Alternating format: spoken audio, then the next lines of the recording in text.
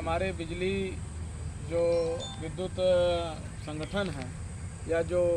इसके अधिकारी हैं, ये लोगों का जो ये विरोध है और उसी की बदौलत रुका है। अभी तक मैं नहीं समझता कि इसमें जो है स्थानीय स्तर पर कोई जनप्रतिनिधि स्तर पर या आम जनमानस की तरफ से जो है कोई ऐसा व्यू आया हो, कोई विरोध प्रकट हुआ हो, ताकि सरकार को ये एहसास हो कि नहीं, ये बड़े पैमाने पर ये विरोध हो रहा है, ज़मीन पर विरोध होने शुरू हो गया। तो निश्चित तौर से अभी तक जो है विभाग के चूँकि अधिकारी हैं, कर्मचारी हैं, कुछ लोगों के द्वारा ये जैसे जो लोग चाहते हैं, गवर्नमेंट अगर चाहती है या जो भी संस्था चाहती है तो वो नकारात्मक प्रचार करते हैं, आम जन के लोगों के बीच में एक धारणा बना देते हैं कि देखिए ये अकर्मण्य हैं, काम नहीं करना चाहते और ये लोग जो है इसलिए विरोध कर रहे हैं। तो ये जनमानस में एक मैसेज देना चाहते हैं कि ये लोग आरामदेह हैं अधिकारी जो है, और इसलिए वो निजीकरण के विरोध में हैं। और इससे जो है आप लोगों को क्या मिलेगा, आम जनता को जो है समय से बिजली मिलेगी और समय से सब कुछ होगा। लेकिन आप ये समझ लीजिए कि ये कितना बड़ा छलावा हो रहा है। ये सरकार जब से आई है, हम लोग तो कि राजनीतिक व्यक्ति हैं, कर्मचारी हैं, आप अधिकारी हैं, आप उस चीज़ को जनमानस में नहीं रख सकते, लेकिन हम लोग तो मुखर होकर बात कह सकते हैं कि जब से ये सरकार आई है ये आंकड़ों पर चल रही है। ये पूरे मतलब देश की व्यवस्था वो आंकड़ों पर चल रही है। जैसा अभी आप अब बता रहे थे आप जो है विस्तृत रूप से कि जो है जो घाटे की बात कही जा रही है, तो आप अगर घाटे की बात कही जा रही है तो आप जैसे आपने बताया कि पहले जब यहाँ पर जो है एक्सीजन और एसी जो हुआ करते थे, जो विद्युत विभाग से ही प्रमोटेड होकर जाते थे या उनकी नियुक्ति होती थी वहाँ, और जब से इन्होंने एमडी बना दिया जो है ये आपके जो है आईएएस नंबर को इसमें ला दिया ब्यूरोक्रेसी को, तो तब से जो है कौन सा इन्होंने व्यवस्था को सुधार कर दिया और जो है आपके ऊपर कर्ज बढ़ गया या जो है आपका जो है सब कुछ जो है डिस्टर्ब हो गया। जो व्यवस्था चल रही थी अगर उन्होंने लाया अच्छे के लिए, तो अगर अच्छा हुआ होता है, आपको समुचित रूप से सुचारू रूप से बिजली मिलती और घाटा कम होता, तब तो ये बात समझ में आती कि नहीं सरकार जो पॉलिसी ला रही है अच्छी बात है। अगर घाटा बढ़ता ही जा रहा है तो फिर हमें ऐसे लोगों को, हम एक उदाहरण के तौर से बता रहे हैं कि एक जो है मान लीजिए कोई आदमी गांव का है और वो खेती करता है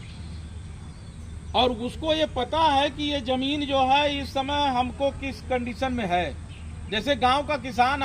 हर लोग गांव से ही जुड़े हैं, इतने जो हमारे संविदा के कर्मचारी हों या रेगुलर कर्मचारी हों या हमारे अधिकारी हैं, सारे लोग जो है कहीं न कहीं से ग्रामीण परिवेश से, गांव किसान खेती मजदूरी से सारे लोग जुड़े हुए हैं। हम आप जो है केवल ये नहीं कि नहीं आप जो है विभाग में हैं आपकी वजह, इसमें किसानों का, मजदूरों का, बुनकरों का सबका हित है और हम जनप्रतिनिधि इस बात को महसूस करते हैं। और हम लोग तो शुरू से ही जैसे ये है कि नहीं ये गलत हो रहा है, ऐसा नहीं होना चाहिए। संविधान इस देश में आज जो सरकार है, ये रबर का स्टाम्प उनको 5 साल के लिए दिया जाता है और 5 साल बाद इस जनता को फिर जो है चुनने का अवसर आता है। तो इस देश की जनता मालिक है और जब हम किसी को सरकार में बैठा देते हैं तो अपने आप को मालिक बनकर जो है वो पूरा सबका देश का भविष्य तय करने लगता है। आज जो पॉलिसी वो ला रहे हैं या निजीकरण कर रहे हैं, निश्चित तौर से ये जो है किसानों, मजदूरों, आम जन के हित में नहीं है। अगर हमारा ये देश का संविधान कहता है कि जो मूलभूत आवश्यकताएं हैं, बिजली, पानी, सड़क, शिक्षा और स्वास्थ्य, जो इस देश के अंदर जो पूरे देश की अर्थव्यवस्था से आय है, उस पे जो है हर जो नागरिक है यहाँ का उसका अधिकार है। तो हमारे अधिकार अगर हम इस देश के नागरिक का कहीं ना कहीं से हम उसको मतलब चाहे हमें कि दिया सलाई खरीद रहे हैं, एक तो जो है आप जो कोई भी सामान खरीदने जा रहे हैं 1 रुपये का 2 रुपये का आप टैक्स अदा कर रहे हैं और वो टैक्स अदा कर रहे हैं तो किसके खाते में जा रहा है? सरकार के खाते में जा रहा है। तो इस देश की जो संसाधन है, सुविधा है, उस पर आपका अधिकार है कि नहीं है? ये आपका मौलिक अधिकार है। और ये जो जैसे कहा ना कि बिजली, पानी, सड़क, शिक्षा, स्वास्थ्य, ये आपकी मूलभूत आवश्यकताएं, ये मौलिक अधिकार है और ये मौलिक अधिकार के ऊपर सरकार का अतिक्रमण है। इसके लिए सारे लोगों को मुखर होकर विरोध करना चाहिए और निश्चित तौर से आपके जो कर्मचारी संघ के जो लोग नेता हैं, लीडर हैं, जो संगठन पॉलिसी तय करता है उसमें आप सबको करना चाहिए। हम लोग भी जहाँ हैं, जब ये स्थिति आ रही है कि नहीं अब ये जो है अब ये लागू करेंगे ही, और इससे जनमानस का बहुत बड़ा क्षति है। जैसे हम जब प्रतिनिधि हैं, अभी तक तो हम लोग जनता को रिलीफ दिलाते हैं। सरकार जो है चाहे वो वोट के लालच में, चाहे जिस भी परिस्थिति में, वो सब्सिडी जो है देती है, या जो है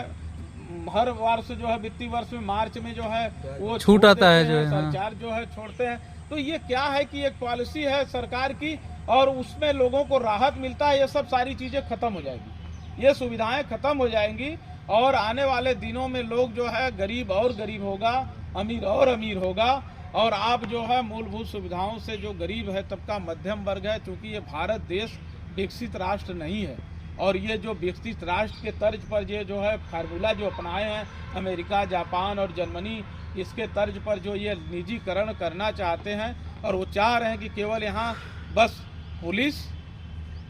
और सेना और सिविलियंस केवल मतलब इनके अंडर में रहे, बाकी सब ये जो है प्राइवेट हो। आने वाले दिनों में ये उसको भी प्राइवेट कर देंगे,